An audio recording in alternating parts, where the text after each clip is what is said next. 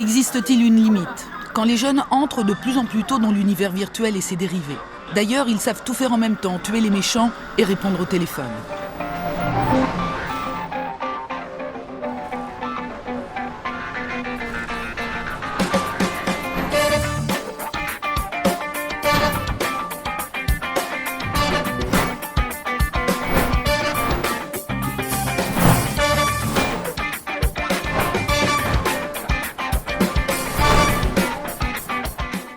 Voilà, on cause YOLO proprement mais sûrement, comme d'habitude, avec notre premier sujet de la soirée. On va en débattre, n'hésitez pas à réagir dans le chat. Coucou à toi Dals, j'espère que ça s'est bien passé dans ton live de tout à l'heure. Premier sujet, surconsommation, programmé pour s'autodétruire. Donc, comment bien le résumer, mon Charlot, ce sujet, pour que les gens n'hésitent pas à échanger? Moi, je pense que ça va paraître aux gens, tu vois, un marronnier, tu vois ce que c'est dans la presse, c'est un truc... Oui, c'est des choses qui reviennent. Qu'on te ressort tout le temps, tous les ans. Il n'y a pas d'autres sujets ou quand la saison revient. Et la surconsommation, c'est un marronnier. On te dit toujours, oui, alors l'obsolescence programmée, voilà. Et en fait, c'est un sujet, tu te dis, bon, oui, mais on peut pas faire autrement. Et c'est normal parce que finalement, une machine à laver qui dure 10 ans, c'est déjà bien 10 ans pour une machine à laver. C'est ça. Etc. Mais en fait, vous vous rendez pas compte à quel point, je pense, vous êtes victime de ça. Et tout ce que vous achetez, tout ce que vous consommez, finalement, à un niveau ou à un autre, je pense que c'est plus ou moins de la surconsommation. Et parce qu'on parle d'obsolescence programmée, pas forcément parce que l'objet est cassé, mais parce qu'il est aussi démodé. L'objet marche encore, on le change parce que l'année d'après, quelque chose sort. Pourquoi faire? C'est une forme d'obsolescence programmée. N'hésitez pas d'ailleurs si vous voulez réagir. Si vous voulez venir en vocal et que votre micro fonctionne bien, vous nous le dites. On vous fait monter au micro. Voilà, on peut vous accueillir si vous vous sentez. Il n'y a pas de problème. De la surconsommation. N'hésitez pas. Pour le sujet d'après aussi, on parlera du quart d'heure, de la ville quart d'heure. On est vraiment d'actualité, en fait. On ne pensait pas, nous. Mais en fait, il y a le nouvel iPhone, par exemple. Oui, pas le 12. Qui a été... Enfin, les 4 nouveaux, parce que oui. l'iPhone mini 12, l'iPhone 12, l'iPhone 12 Pro et l'iPhone 12 Pro Max. Ouais, voilà, si ça c'est pas de la surconsommation. En fait, le truc c'est que évidemment le nouvel iPhone, il est sûrement très bien, mais ton iPhone, si t'en as un déjà, il est très bien aussi. Surtout si tu as celui d'avant. Et celui d'avant, il est très bien aussi. Qu'est-ce qui fait en fait que t'as envie du nouveau? Pourquoi? C'est sans doute pas ce qu'ils ont ajouté, parce que finalement, j'ai regardé le nouvel iPhone par rapport au précédent. Franchement, il y a pas grand-chose de plus dont tu as vraiment besoin. Même celui d'avant. Mais même celui d'avant par rapport à celui d'avant, par rapport à celui d'avant. Mais pourtant, tu te dis quand même, ah ouais, il faudrait peut-être que je change de téléphone. C'est vrai. C'est vrai, il faudrait peut-être que je change de téléphone. Mais c'est vrai que... Et cette mécanique-là qui fait que tu es une victime volontaire, c'est ça. Rendre les produits obsolètes, c'est vraiment l'obsolescence programmée moderne. Parce qu'à l'époque, c'était pas ça. Il y a 20, 30, 40, 50, 60 ans, c'était plus... Bon, déjà, ça marchait plus longtemps. Mais cette idée-là, c'était de se dire, ils mettent, et ce qui est le cas, ils dévissent un petit peu dans une machine à laver. Ils ont calculé que ils vendent des garanties 5 ans. Ils ont calculé qu'au bout de 5 ans et une semaine ou au bout de 5 ans et demi, pam, ça tombera en panne. Il y a des ingénieurs, en fait, payés pour ça. Et ça, c'est vrai. Ça, c'est sûr. Pour réfléchir à ça.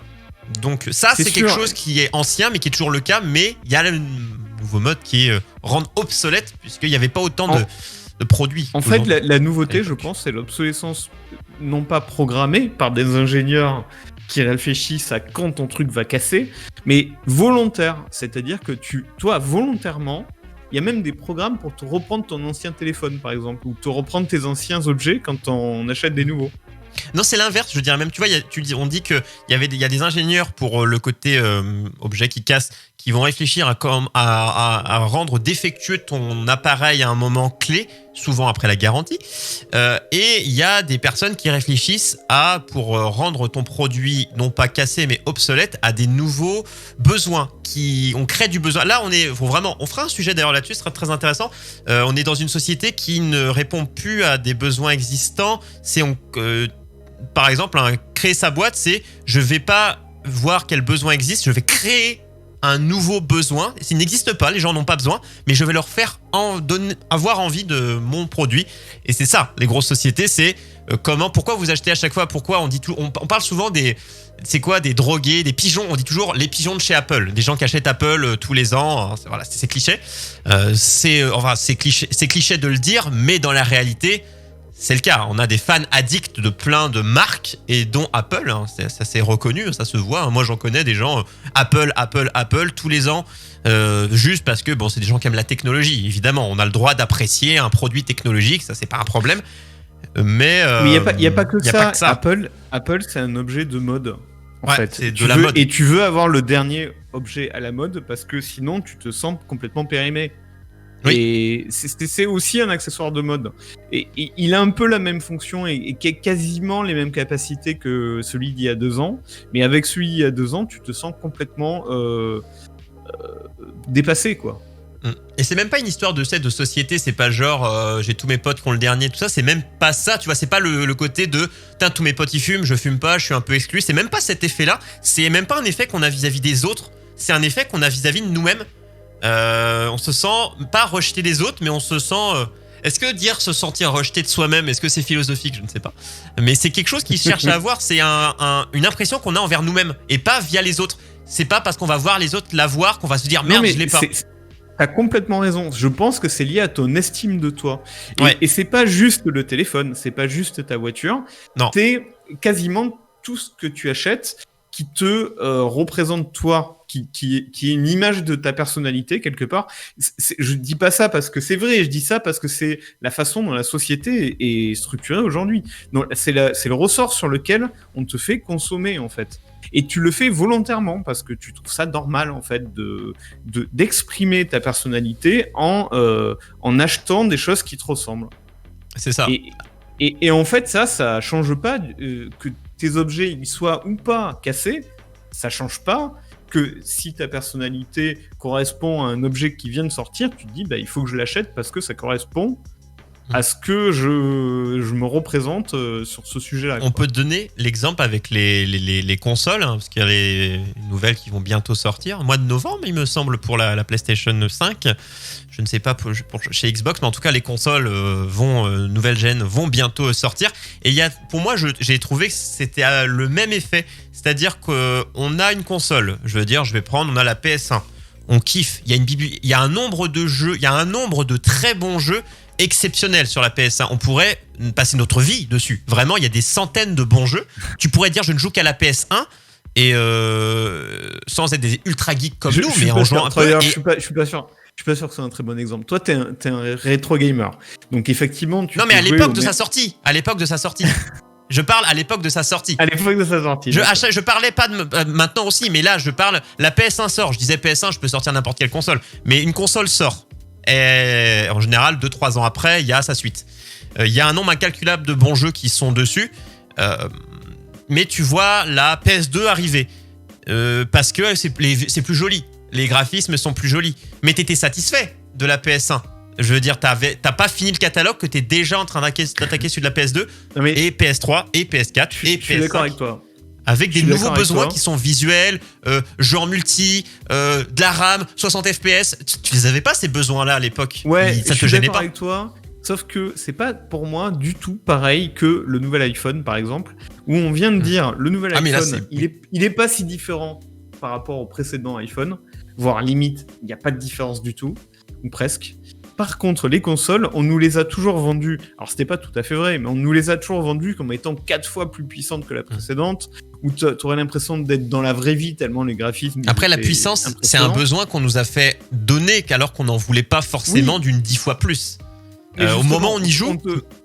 On te disait pas, la nouvelle console, elle est bien plus à la mode, où elle est plus conforme à ta personnalité que la précédente, donc il te la faut.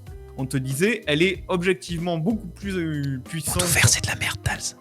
J'ai répondu à Dals qui disait. Et du coup, t'en avais envie parce que tu te disais, elle enterre complètement la précédente, donc j'en ai envie. C'était pas pour son design, c'était pas pour l'image qu'elle donnait de toi, c'était vraiment pour ses performances, quoi. Ouais, mais tu prends maintenant, ça va être de moins en moins le cas. Par exemple, moi, PS4, PS5. T'as beau me dire, elle a 2 fois le plus de disque dur, elle a 2 fois plus de RAM, elle a une carte graphique 2 fois plus. Perso, moi, je regarde mes vidéos souvent en 480p. Perso, j'ai une connexion, je peux regarder en 4K si je veux, mais j'en ai rien à foutre en fait. Donc en fait, moi j'ai pas subi beaucoup de gens. Là, on peut parler, tu vois, quand je parle de visuel, ça peut être le cas quand on regarde des films, que quand on regarde des séries ou autres, de se dire, punaise, maintenant que je suis en 4K, je peux pas regarder en 720, j'ai l'impression que je vois 4 pixels alignés. C'est un besoin qui se sont créés de voir en ultra bonne qualité. Moi, j'ai jamais eu ça. Et on m'a pas envoyé cette envie de réclamer ça, de me dire, parce qu'en fait, on est d'accord que quand on parlait des besoins créés, et de l'obsolescence ou autre, c'est des gens qui nous créent de nouveaux besoins qu'on n'avait pas avant, mais c'est même on ressent le fait de punaise, j'ai pas ça, mais voilà, la télé, c'est un très bon exemple parce que déjà on est passé du cathodique au plat, ensuite on est passé du LCD à l'OLED, ensuite on est passé du OLED au Super OLED HDR par exemple, puis au 4K, maintenant on va passer au 8K, on va passer au 120 FPS. T'as toujours un nouveau truc qui est révolutionnaire. Je suis pas contre l'avancée technologique, hein, mais je suis pour qu'on avance, sinon on serait resté avec là, ce que je dis pour les jeux vidéo, on serait resté avec nos films qualité VHS, et je suis content que ça a évolué. Et c'est ce qu'on disait. Dallas disait tout à l'heure. Il disait quoi? Où est le besoin? C'est ça. Mais alors, où s'arrête le besoin? Le besoin? Eh ben, je pense qu'il s'arrête jamais. Perso. Moi, je pense que t'as des vrais besoins en réalité. T'as besoin de boire, manger. Ça, c'est des vrais besoins. T'as même des vrais besoins d'acheter des trucs. T'as besoin d'aller faire tes besoins. Imaginer qu'une télé, ça soit un vrai besoin quelque part. Pourquoi pas? Ça l'est devenu maintenant. Ça l'était pas maintenant. En fait, c'est rentré dans les mœurs que tu as besoin de divertissement pour vivre. Ce dont on parle là, c'est la surconsommation. C'est pas la consommation. La consommation, c'est notre mode de vie habituel. Avoir une télé, c'est de la consommation. En acheter une par an, c'est de la surconsommation. C'est de la surconsommation. Mais par contre, la consommation, c'est une autre question. Hein. C'est est-ce qu'on est vraiment obligé d'avoir une télé, quoi? Est-ce que vraiment la consommation... Il y a des gens dont le but dans la vie, c'est de réduire le nombre d'objets qu'ils possèdent pour réduire le bruit autour d'eux et pour avoir une vie beaucoup plus épurée. Mais c'est pas de ça dont on parle. Non, on parle d'objets parfaitement fonctionnels que tu as, mais et qui te satisfait. Et qui remplit tout à fait ce que tu en attends et qui est en parfait fonctionnement, mais tu as envie d'en changer et tu en changes. Et ça te coûte une blinde. Et même, tu ne sais pas quoi faire du précédent. Tu t'en as changé, tu as le nouveau, et le précédent, tu le fais dans une cherches boîte, à le revendre sur le bon coin ou le jeter si il est peut-être pas une télé, mais il y a plein de choses où ça a coûté 20 € par exemple. Tu achètes de nouveaux écouteurs à 100 balles, tu en avais des à 20 €, soit 20 €, tu les jettes.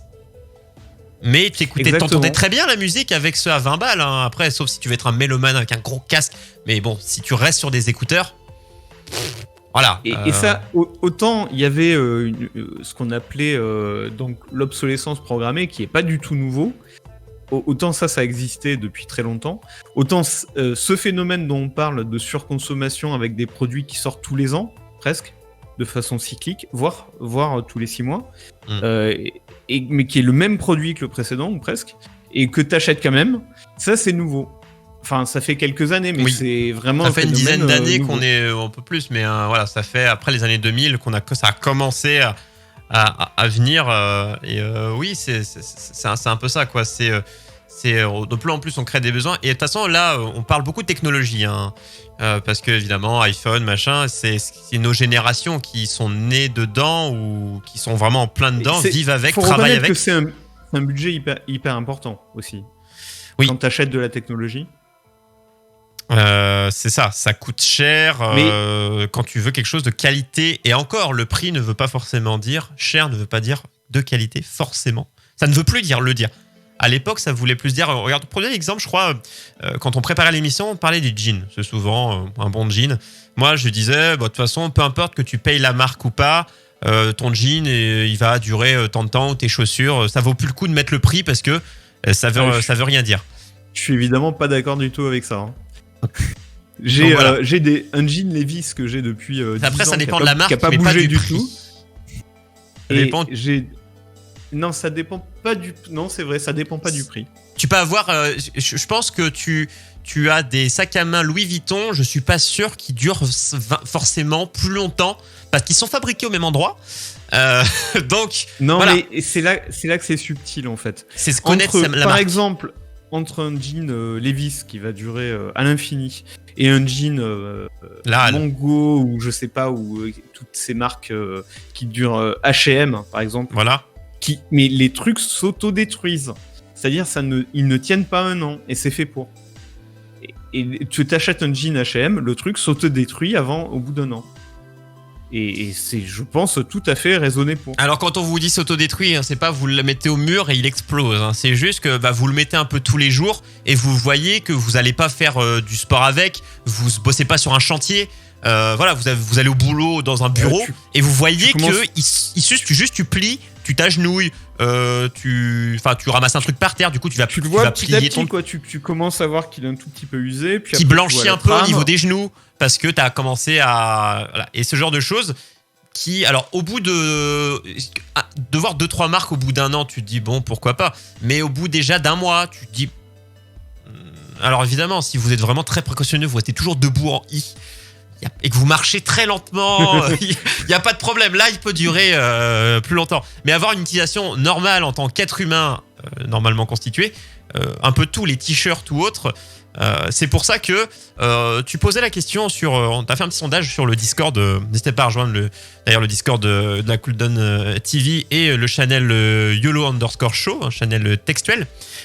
Tu posais la question aux gens pour savoir est-ce qu'ils étaient plus à payer... bon là, tu as fait des extrêmes, mais payer 400 € un nouveau produit, donc un portable qui va durer en gros une année, ou 2000 €, environ 2000 € pour le même produit, mais qui durera 7, 8, 9, 10 ans. Donc une durée, un plus gros prix, mais une durée plus... Voilà. Et globalement, les gens préfèrent quand même payer... moi, je suis un peu entre les deux. Je suis mitigé. Je suis un peu des deux avis. Préfère payer plus cher, mais limite, c'est attendre, payer plus cher, mais que ça dure. C'est globalement moi, la vie des gens. honnêtement, je pense que c'est pas représentatif. Je pense que la plupart des gens, c'est l'inverse. Oui, En là, fait, nous, c'est quelques voudrais petits bien votes. payer le moins possible pour pouvoir changer le plus souvent possible. Moi, et ça, c'est assez nouveau, hein, quand même. Moi, avant, j'étais... je vais donner un exemple. Hein. Alors, on a l'impression que j'achetais beaucoup dans mon exemple, mais quand j'étais plus jeune, j'allais pas souvent acheter. J'avais un peu de sous et du coup, des fois, j'avais 20 balles et j'allais pas souvent voir au Intermarché dans le rayon jeu. Et même si le jeu m'intéressait pas, il fallait que je reparte avec un jeu, tu vois. Et j'avais 20 balles et même si le jeu était pourri, je le prenais parce que je voulais avoir une nouveauté. Et pareil pour des écouteurs ou quoi que ce soit. Que maintenant, je préfère attendre, payer un peu. On va pas non plus payer 4000 balles, mais payer plus cher. Et avoir mieux. Et avoir quand même quelque chose. Alors, sans même parler de durée, là, on parle même plus de durée, mais c'est juste que avoir des meilleures performances. Oui, c'est sûr, c'est sûr. Beaucoup TV. L'exemple parfait, c'est par exemple le micro dans lequel tu parles là, et Ouais. le micro dans lequel moi je parle. Il y a une grosse différence de prix. Ils font le même job, mais clairement, si tu peux économiser un peu pendant 1, 2 ou 3 ans et payer le tien, t'as clairement un produit largement supérieur qui va durer plus longtemps. Donc c'est ça en fait. Et après, nos exemples ne se valent pas forcément quand tu parles d'audiovisuel, de matériel un peu pro. Le milieu professionnel du matériel pro reste encore assez de qualité, mais il se dégrade aussi. Hein. Avant, on disait tiens, tu prends du matos qui est vendu pour les pros, il durera plus longtemps. Maintenant, c'est toujours un peu le cas, mais ça l'est de moins en moins. Même le matos dédié aux professionnels, il baisse en qualité. Il y a un autre sujet et qui touche le matos professionnel, c'est ce que dit Tachibana dans le chat. C'est que un jean, en fait, ça peut durer longtemps, il suffit de le réparer.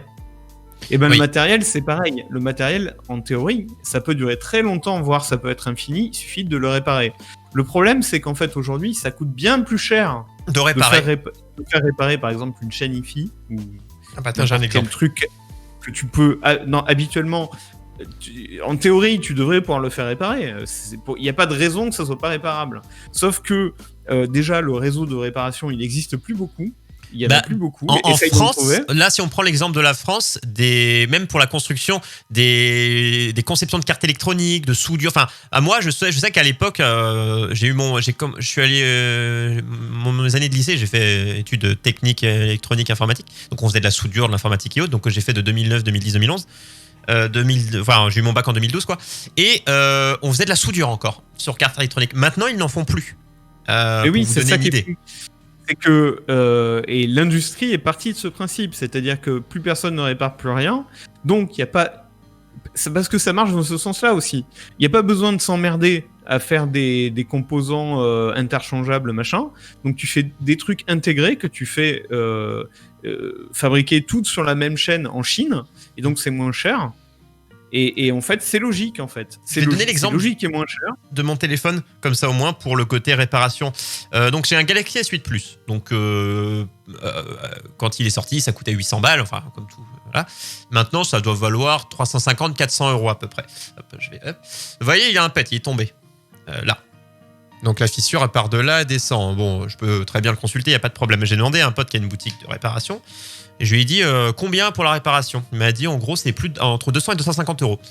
Neuf, c'est 400 euros. Plus de la moitié du prix pour juste changer la dalle. Alors, quand je dis juste, c'est pro, ça vaut ce prix-là. Je veux dire, la réparation coûte cher. Je suis pas en train de dénigrer le prix qui m'a avancé. Mais pourquoi c'est ça. Pourquoi, et je vais redire une autre chose d'ailleurs sur les téléphones maintenant, pourquoi le faire réparer, à part quand tu as une démarche écologique, une démarche citoyenne. Il y a les tenues citoyennes, beaucoup de choses sont citoyennes en ce moment, donc il faut aborder ce mot aussi. Voilà, c'est quand tu as une belle démarche, et c'est celle qu'il faudra avoir, écologiquement parlant et autres, et en termes de consommation, il faudrait que je fasse réparer la dalle plutôt que de changer de téléphone. Mais là, je préfère ne rien faire, et il marche, et comme ça, je fais rien. Autre chose sur les téléphones, avant, on pouvait changer les batteries. On pouvait accéder. Là, tu peux plus les enlever, ouais. Alors maintenant, tu peux, quand tu es du métier. Mais qui est du métier ? Même moi qui m'y connais en électronique, en informatique, je sais faire des soudures, je sais faire des trucs, j'ai bidouillé des... Mais non, je me sentirais pas d'ouvrir un téléphone. Avant, on pouvait accéder largement à la batterie. Maintenant, c'est plus le cas. C'est un exemple de plus. Les batteries sont... Pourquoi on dit toujours « Ouais, c'est chiant, ils améliorent pas les batteries. » Mais pourquoi ils les améliorent pas, à votre avis ? Parce que plus ça avance, plus la batterie elle casse les couilles, elle tient plus, et du coup, tu changes de téléphone. Tout simplement. Arrêtez de réclamer des batteries, des bonnes batteries. Ils le feront pas, hein, c'est pas à leur avantage. Hein, parce que si la batterie traite très bien, les gens ne changeraient pas de téléphone. Il faut bien comprendre, c'est que ça marche dans les deux sens. C'est-à-dire qu'ils ont aucun intérêt à faire des batteries interchangeables ou des batteries qui durent 10 ans, puisque de toute façon, ton téléphone, tu le gardes pas 10 ans. Même s'ils le faisaient, tu garderais pas ton téléphone. Il faut une clé spéciale, oui, il faut des choses spéciales, ouais. Il faut des outils que le commun ne l'a pas. Pour l'autre sujet dont on a parlé, qui est que aujourd'hui la surconsommation, c'est pas que l'obsolescence programmée, c'est aussi le fait que toi-même, de ta propre volonté, tu jettes tes trucs parfaitement fonctionnels pour en acheter des nouveaux. C'est ça. C'est devenu ça vraiment. C'est plus. C'est maintenant, je pense, des gens qui me disent j'ai changé parce que c'était cassé. Je n'entends plus. Pour moi, c'est rare en fait. Ouais. Une télé, ou quoi que ma télé, elle m'a lâché. Mais je l'avais depuis 10 ans. Et du coup, là, j'ai pas eu le choix, quoi. On m'en a prêté en attendant. J'en ai pas encore acheté, on m'en a prêté une. Donc, mais donc elle avait 10 ans, donc là, ça le faisait. Mais c'est rare, vraiment, un produit qui casse. Alors, pas que vous le fracassez et que vous le faites tomber. On parle vraiment du... bien qu'ils le prennent en compte, ils savent très bien que ça vaut quasiment 1000 balles, c'est un bijou, hein. On n'en prend pas soin. Quelqu'un qui me dit, je prends extrêmement soin de mon téléphone les premiers jours. Sinon on le tient comme ça, je le pose comme ça. Ça vaut 1000 balles. Est-ce que vous faites ça avec tous vos produits qui valent 1000 balles ? Non. Ouais, je me souviens d'un téléphone Samsung que j'avais acheté et que j'ai fait tomber la première semaine. Et il avait une fissure en diagonale. Je l'ai gardé 2 ans avec sa fissure en diagonale.